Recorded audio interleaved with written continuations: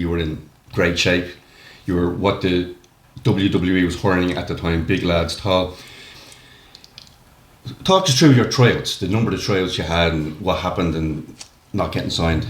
How all this started, I was home in Newfoundland, and I did my first show, and it was a big deal. My home province, my people, came out and supported me, made a big deal of it, and I'm very thankful for that. However, in a newspaper interview, I had said openly that WWE is going to be in Vancouver as soon as I get back, and I'm going there. Right, I'm going there as Vid Vane. I'm showing up. Of course, as time got closer, I was like more afraid of showing up because I hadn't been working a great deal yet, and I hadn't had a ton of matches under my belt. I was like, and I was like, wait a second, dude, you said that they wrote that down in the newspaper.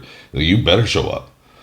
So I drove into town and down the back door, security knocked on it, and the head of security came out, and I said, hey man, I said, this is how it happened. I said, hey, I'm a worker, and I want to have a tryout. And he looked at me.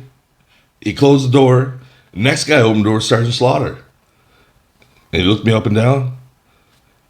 Go in the dressing room and put your gear on. I was like, holy cow, I just got in, right? And so I'm there standing up, and oh my God, like Stone Cold Steve Austin, right up to me. Ric Flair, hey son, I'm Ric Flair, nice to meet you. I was like, I was going, my mouth was totally shut, right? Hi sir, nice to meet you. But in my head, I wanted to say a joke, right? It's like, Rick who, right? Like, just wanted to have a bit of fun with it all, but I was too afraid of it.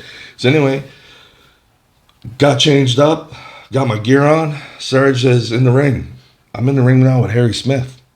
Harry's fresh out of Japan, right? I was like, oh my God, they want me to work with Harry Smith. And like, Harry's a big dude too, right? So we got in the ring, we're two young bulls, right? Well, I wasn't so young, I guess, but he's fresh out of Japan. I'm fresh out of Newfoundland where I did 2 matches, right?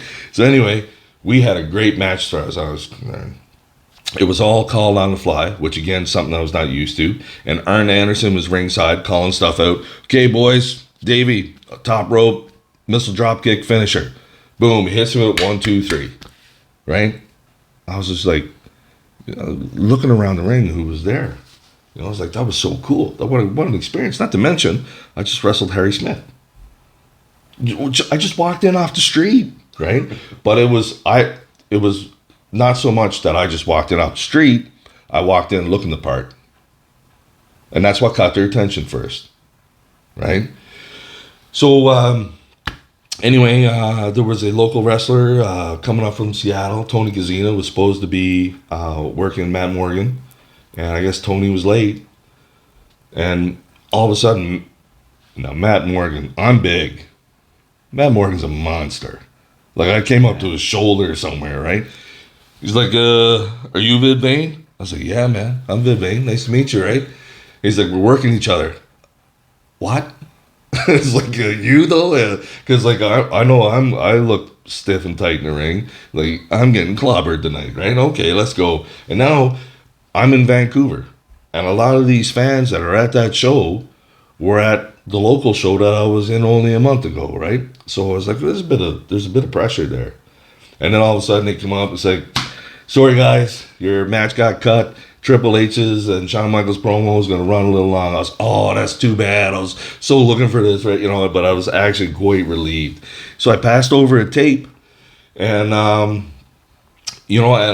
of course now you don't know what's going on. You don't know what you're hearing and whatever like that. And I remember one day driving around in Chilliwack, and I was actually going to work. I was headed to the hospital on a prison guard escort, and my phone rang. And at the time it was one of them little flip phones, right? And I had the number for Tom Prichard. And I was like, WWE. It's like, WWE's calling me. I'm like, answer the phone, dude, right? So I flip it up. I said, hello? It's like, is this Vid Vane? I said, it sure is, sir. This is Tom Prichard. Yes, sir, I know who you are. He's like, can you be in Seattle? Can you be in Tacoma at these dates? I said, I'll be there, right? So I was like, that's the WWE calling me. They want me to show up. I was like, holy cow, right? So I got down there, and there was a couple other locals. There was a couple other guys there I knew. We had a match, And Rikishi at the time was handling talent, right? And this time everybody was there. Like everybody was ringside. So the only people watching us wrestle were actually WWE talent, right? And so boom, boom, boom, in there wrestling, and again, it was all on the fly too, right? There was no talking to anybody ahead of time. It was just on the fly. And I hit the guy with my finisher, bam, 1, 2, 3, and I roll out of the ring.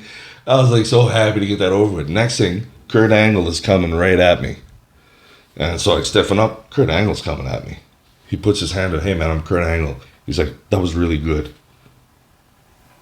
What I should have said was, okay, so how do I get a job, right? Like, and but that was coming from Kurt Angle, right? And and then so the next day down in the Tacoma Dome, and then when you bumping in that ring in the Tacoma Dome was just like you hit that mat, boom, and all I could hear is thunder. That's the acoustics of that facility, right? And I was just like, this is wow, here I am. I'm surrounded by pretty much the best in the world, and some of these guys that I've been looking at TV for years and stuff like that, and some of my then I got a call to go to Winnipeg. Can you go to Winnipeg? And that's where I had my match with superheroes in. Come you didn't get signed, because obviously they saw something in you to give you that advice, that training, that their time actually. They went down their way to give you their time. Yep. What happened in regards not getting signed? After that moment, there were some changes happened. Tom left, Dr. Tom Prichard left, and Tommy Dreamer took over. And I remember exactly where I was. I was at a crossroads of on Admiral's Walk or Admiral's Road in Admiral's and Craigflower in Victoria, and I was talking to Tom on the phone and Tommy Dreamer, and I said, we said, man, I had this relationship with Tom Prichard, and I'd love to have that same one with you. And he's like, hold on a second, man, and I could hear him flipping through pages of notes, right? He said, oh yeah, I got you. He said, yeah, he liked you for some reason, man. He liked you, and I see it here. So he said, yeah, let's move this forward, right? So we hung up, and I think then Larunitice, John Larunitice, replaced him, and I couldn't get an answer anywhere. I couldn't get any phone calls, whatever like that going in, and I had to have a real chat with myself where I was in my life, right? Because I wasn't 20 anymore. I wasn't 25 anymore. At this point in time now, I was probably mid-30s almost, maybe even a bit older, and I had to, because from my understanding, from what little that I know, Sheamus, when Sheamus left, he left a lot. He took that chance. He rolled that dice to go to the training ground in Florida, Ohio Valley, and I really had to take an account of my life, where I was, what I wanted to do, where I wanted to be. I had a really great paying job. I had a pension. At the time, I was married, had a house. I was like, can I give this up? Will I give this up to take that chance, that kind of chance for that dream? And I know everyone says, follow your dreams and all that stuff. But I just made the choice that, I had some really great experiences, and I think I'm done.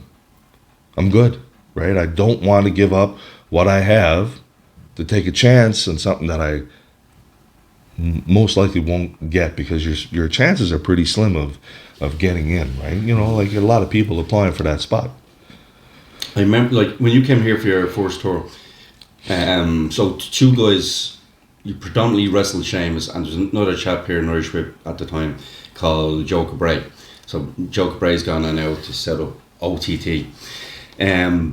So Joe and Sheamus both got signed to the WWE. Joe, I think he was there for 6 months in development, so that didn't work out for himself. He took the chance on that, and I know Sheamus, obviously, it worked out for him. So how's that look? I mean, you're working on the shows in Ireland where these lads are very green at the time, needing to learn. You're teaching them, and they go on and get signed ahead of you. Now, I understand John Larunitice came in, and wrestling is very all politics. Yep. And I'm sure he came in, I can't speak for John Larunitice, but I'm sure he came in and said, right, I don't want anything to do, I don't want anyone who was their talent, Tommy Dreamer, Tom Prichard, I'm going to do everything fresh myself and find these guys. Because I'm sure if you got signed, I assume that you would have been technically a Tom Prichard guy.